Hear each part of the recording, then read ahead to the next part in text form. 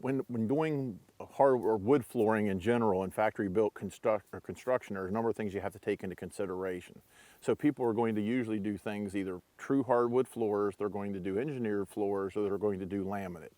Keep in mind, if it's a man-made type product, which is engineered or laminate, you don't have the movement in that product that you have in the true hardwood.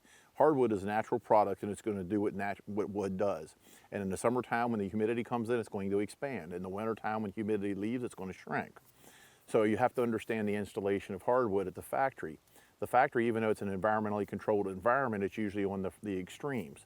So instead of being 72 all the time, it might be 85 degrees in the summer, it might be 62 degrees in the winter, but it's going to have a very big variable of humidity in it.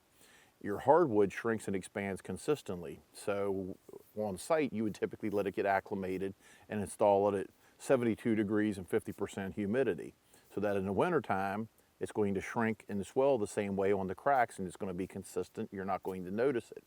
In the factory, should the factory install true hardwood and it's 80 degrees and 80% humidity at the factory and you install the other module when it gets to the site and it might be at 72 degrees and 50% humidity, that winter, the cracks between those two sides of the floor, maybe a great room that it stretches on both sides, are going to be very different. And that's going to lead to a callback from your customer because it's an inconsistency. And sometimes in certain climates, it can be a huge inconsistency.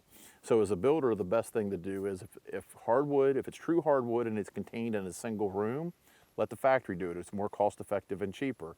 If it's going to be in a great room or a room that transverses two modules, don't have the factory do any of it. Have them either just buy the hardwood locally or have the factory ship the hardwood, do it all on site so it's acclimated, so the cracking, the shrinking and expansion is consistent because of where the hardwood was actually done.